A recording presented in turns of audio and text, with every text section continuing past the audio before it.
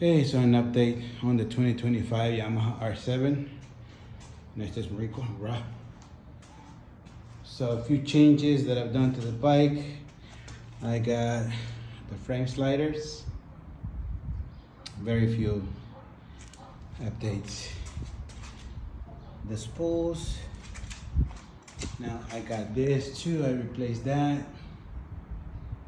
And then made a license plate holder that goes in this area. I didn't make it, but there you go. What else? Oh, and the tank holders, tank protectors. And I think this is pretty much what I'm gonna do with it. I just washed it. I washed the, on this one I did get the stickers. I like them. They're pretty nice actually. Nothing new done to this bike either. Same thing with this. I like the turning signals remain factory. I don't really like the integrated just because this one it came like that, so I didn't do anything about it. I just changed that one. I had problems with it. The battery is gone bad, so I'm gonna have to replace the battery in the KTM. Okay. After riding the Yamaha R7 for a little over 100 miles, I like it. I like the motorcycle. Of course, there's a huge difference in power for all three of these motorcycles. The one upstairs is kind of, that was just for slow speed. You can tell where this motorcycle right here, it's got 3 times the power of that one, of the R7. The S1000 costs 3 times as maybe more than the R7. And you can tell on the electronics, you can tell the lack of electronics. You can tell on how it delivers the power. It's so predictable. The R7 is just ultra predictable, predictability on the power. Because it's so simple to ride.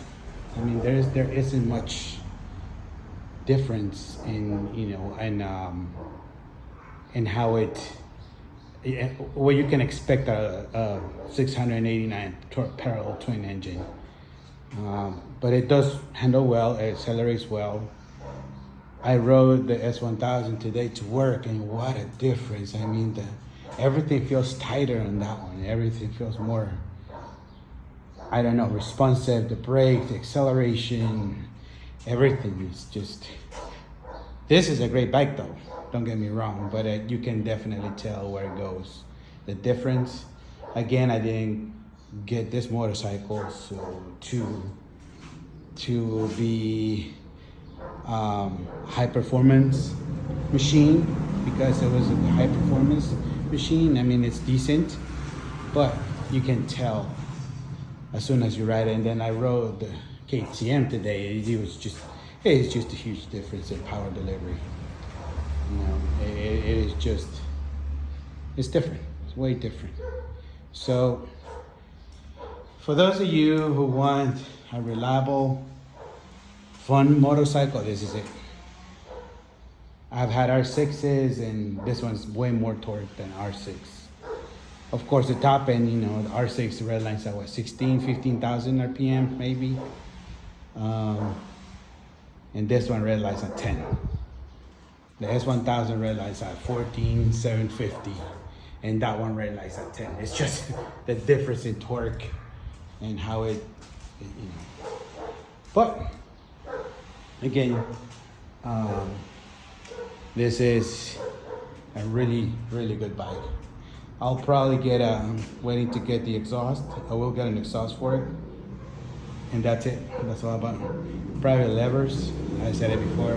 Maybe a few cosmetic things, but other than that, it's not worth to spend that much money on this motorcycle because it will never be what some people want it to be. I don't see. After a while, I've learned that sometimes it's just useless to spend that much money in a bike like this. You know, it's just cosmetic stuff. The one that you may want to get. But trying to get more power out of this motorcycle, not worth it. You probably get what, 75? No, not even 75. I've seen 78 no, 70 to 73 in the internet. It's plenty, but I wouldn't spend that much money on this motorcycle to make it, you know, like rims and calipers and, like, you know, made the full exhaust, yes, you know, because it's, you know, the most expensive one is $1,300 from Akrapovic.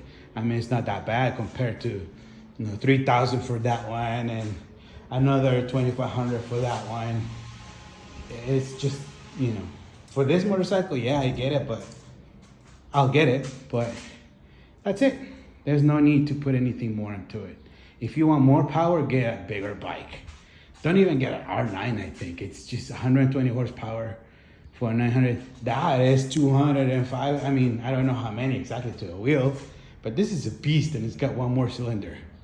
You know, for then again the price and whatnot. But what I'm saying is, if you don't spend that much money on a motorcycle like this, it's just not, it makes no difference at all. But that's just me, okay? Just what I think. Don't get me wrong, it's a good motor. It's a really good motorcycle. You don't need to spend that much money on it because you're not gonna get much out of it when you compare it to the other or to others that have maybe not to others like this one, because there's no other like this one. Maybe like the Gixxer's 800, I think, or the Speed Triple. Not even the Speed Triple. Speed Triple's got more power, I think, than this one.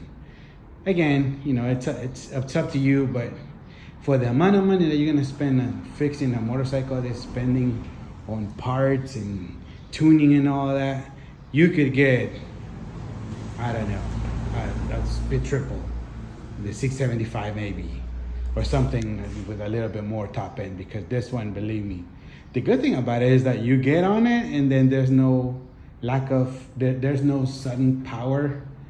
Unlike the KTM that's power everywhere.